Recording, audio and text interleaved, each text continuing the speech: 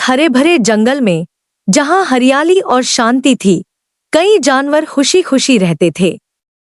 वहां दो खास जानवर भी थे, ओलिवर नाम का बुद्धिमान उल्लू और फ्रेडी नाम की चालाक लेकिन लालची लोमड़ी। ओलिवर एक ऊंचे पेड़ के खोखले में रहता था और रात में जानवरों को अपनी समझदारी से मदद करता था। दूसरी ओर फ्रेडी जंगल में इधर-उधर घूमकर दूसरों को धोखा देकर खाना या खजाना हासिल करता था।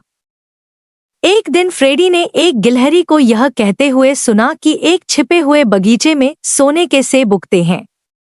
गिलहरी ने यह भी बताया कि सेबों की रखवाली जादुई बेले करती हैं और उन्हें वही ले सकता है जो 3 पहेलियों का सही जवाब दे सके। फ्रेडी की आंखें चमक उठीं। उसने सोचा, सोने के सेब, ये तो मुझे जंगल का सबसे अमीर बना देंगे। लेकिन फ्रेडी पहेलियां सुलझाने में बहुत खराब था। उसने ओलिवर को धोखे से मदद के लिए बुलाने का प्लान बनाया। प्यारे ओलिवर, फ्रेडी ने मीठे शब्दों में कहा, मैंने एक ऐसी जगह के बारे में सुना है जहां बुद्धिमानी की परीक्षा ली जाती है। इनाम में सोने के सेब मिलते हैं। आप जैसे बुद्धिमान को ये सेब मिलने चाहिए। क्या आप मेरी मदद करेंगे? ओलिवर ने उसकी बात ध्यान से सुनी। वह फ्रेडी के इरादे समझ गया लेकिन उसे सबक सिखाने की सोची। ठीक है, ओलिवर ने कहा, मैं तुम्हारे साथ चलूंगा, लेकिन शर्त यह है कि हम सेब बराबर बांटेंगे। फ्रेडी ने झूठा वादा कर दिया, जबकि उसका इरादा सारे सेब खुद लेने का था। अगली रात दोनों उस बगीचे में पहुंचे। चांदनी में बगीचा चमक रहा था। गिलहरी की बताई जादुई बेले वहां थी। तभी एक गहरी आवाज गूंजी, सोने के सेब पाने के लिए 3 पहेलियों का जवाब दो। अगर जवाब गलत हुआ तो खाली हाथ लौटना होगा। पहली पहेली थी, मैं बिना मुंह के बोलता हूं और बिना कान के सुनता हूं।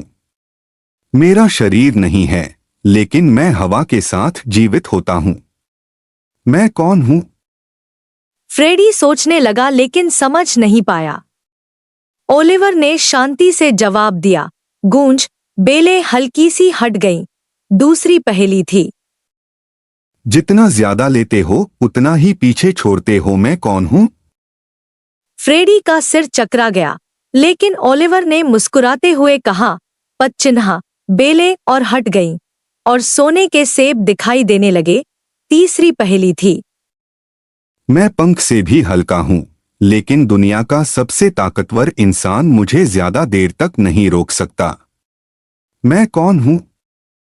फ्रेडी ने ओलिवर से फुसफुसाते हुए जवाब पूछा, लेकिन ओलिवर ने जवाब दिया, सांस। बेलें पूरी तरह हट गईं और सेब पास आ गए।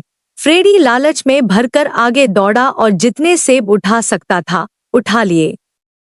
हंसते हुए बोला, धन्यवाद ओलिवर, लेकिन अब सारे सेब मेरे हैं।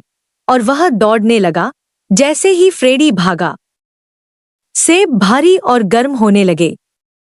वह दर्द से चिल्लाया और सेब पत्थर में बदल गए। डर के मारे उसने सेब गिरा दिए और वे फिर से बगीचे में लुढ़क गए। गहरी आवाज ने कहा, लालच का अंजाम हमेशा बुरा होता है। फ्रेडी खाली हाथ रह गया और उसके पंजे जल गए। उधर ओलिवर ने एक सोने का सेब लिया और अपने पेड़ पर लौट आया। अगले दिन उसने वह सेब जंगल के बाकी जानवरों के साथ बांट दिया और सबने उसकी मिठास और जादू का आनंद लिया। कहानी की सीख, लालच हमेशा हानि पहुंचाता है, लेकिन बुद्धिमानी और उदारता से असली खुशी मिलती है।